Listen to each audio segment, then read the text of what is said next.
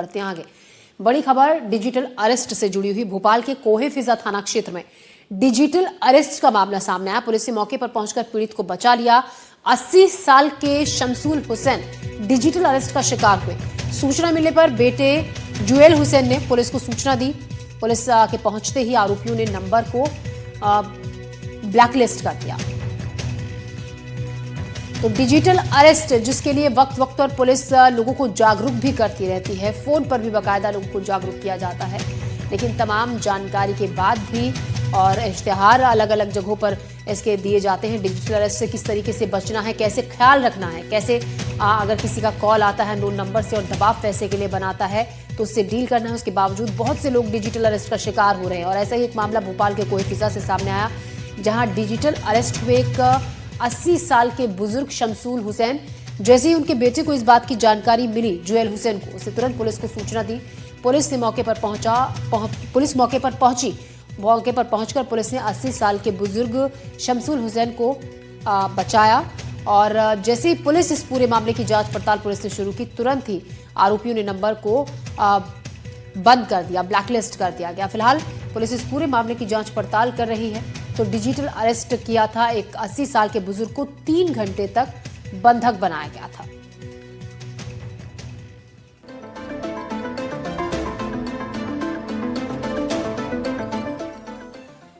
बालों में सफेदी, चेहरे पर खौफ, ये हैं भोपाल के सीनियर एडवोकेट शम्स उल हसन, जिन्हें करीब 3 घंटे तक डिजिटल अरेस्ट रहने के बाद पुलिस ने आरोपियों के चंगुल से मुक्त कराया।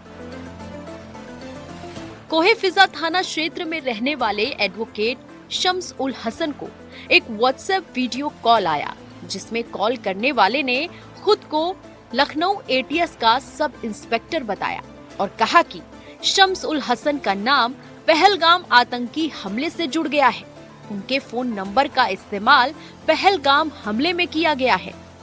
3:30 बजे मैं अपने फ्रेंड के यहाँ बैठा हुआ था, वहाँ एक फ़ोन आया अननोन, तो मैंने उसको उठाया। उठाने के बाद मैंने उनसे पूछा तो उन्होंने कहा कि साहब हम जो हैं वो एटीएस लखनऊ से बोल रहे हैं और आपको पता है कि पुलवामा जो है हादसा हुआ था जिसमें 26 निर्दोष लोग मारे गए थे।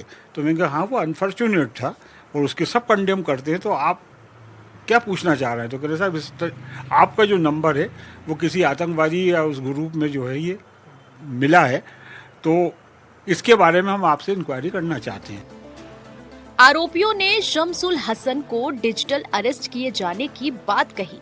वीडियो कॉल पर 2 युवक पुलिस की वर्दी में नजर आए, जिससे शम्सुल हसन को भरोसा हो गया कि कॉल असली है। डर की वजह से उन्होंने खुद को कमरे में बंद कर लिया। इस दौरान ठगों ने उनसे आधार कार्ड, बैंक खातों की जानकारी और अन्य निजी जानकारी मांगी। अरविंद सिंह जी ने कहा कि नहीं आप हमें मोबाइल दीजिए आपका। उन्होंने वो मोबाइल लिया और उनसे पूछा कि तुम कहाँ से बोल रहा है, और जब उन्होंने सख्ती दिखाई तो उन्होंने उसको बंद कर दिया। और बंद करने के बाद कहने लगे देखिए उसने बंद कर दिया। उसके बाद इन्होंने फ़ोन लगाया और उनसे पूछा कि आप कहाँ से बोल रहे हो, तो कहने लगे साहब पहले तो उन्होंने मुझे बताया था कि हम एटीएस लखनऊ से बोल रहे हैं। जब सब इंस्पेक्टर साहब ने पूछा तो कहने लगे साहब हम पूना से बोल रहे हैं। तो कहने लगे देखिए ये पहला लखनऊ से कह रहे थे या पूना से कह रहे हैं, ये सब करीब कितनी देर तक आपकी बात हुई? मेरे ख्याल से मुझे एक 1.5 घंटा, 3 घंटे, करीब 2.5 घंटे तक जब शम्स उल हसन कमरे से बाहर नहीं निकले तो उनके बेटे को शक हुआ। बेटे ने इसकी जानकारी पुलिस को दी।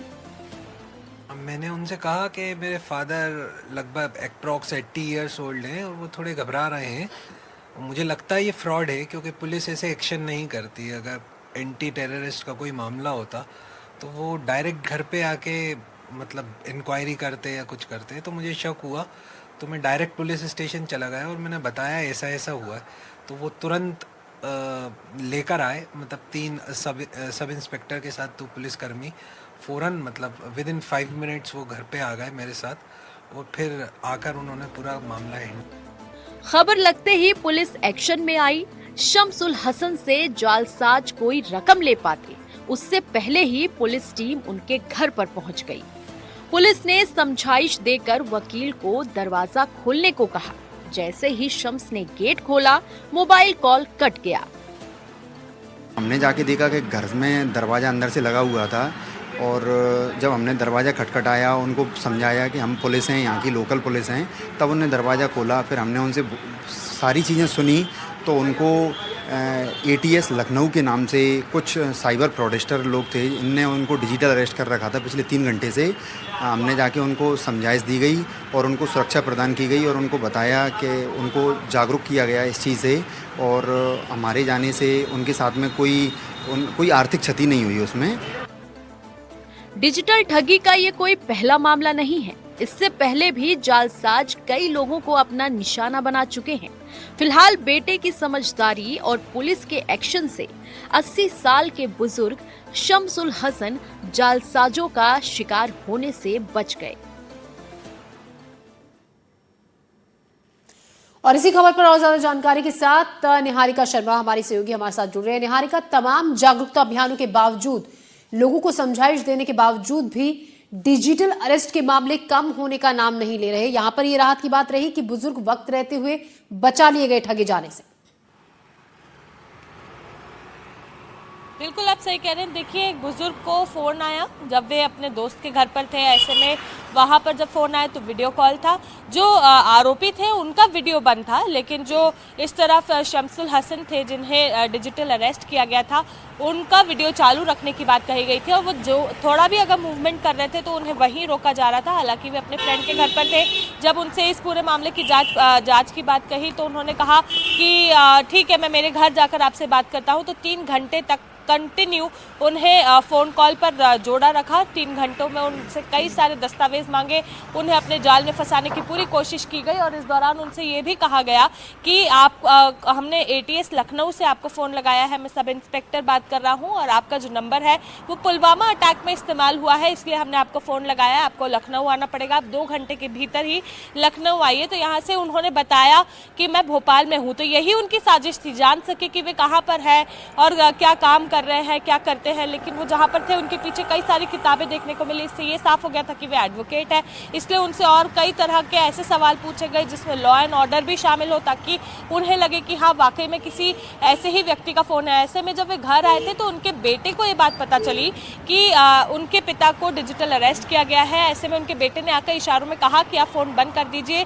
लेकिन उनके पिता नहीं माने, जिसके बाद उनके बेटे ने सीधे पुलिस स्टेशन जाकर ये मामले की सूचना कोएफिज़ थाने में तैनात पुलिसकर्मियों को दी, जिसके बाद 5 मिनट के अंदर ही सब इंस्पेक्टर धाकर के साथ 2 और पुलिसकर्मी वहां पर पहुंचे और वहां पहुंचने के बाद उन्होंने तुरंत फ़ोन लिया, वीडियो कॉल पर ही उनसे बातचीत की, उनसे जानकारी जुटाने की कोशिश की।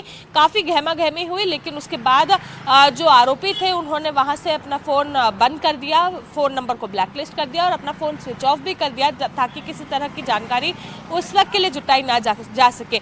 लेकिन ज्योति, ये हैरानी की बात है कि जितनी ज़्यादा केसेस सामने आ रहे हैं उतने ज़्यादा लोग इसमें फंसते भी जा रहे हैं।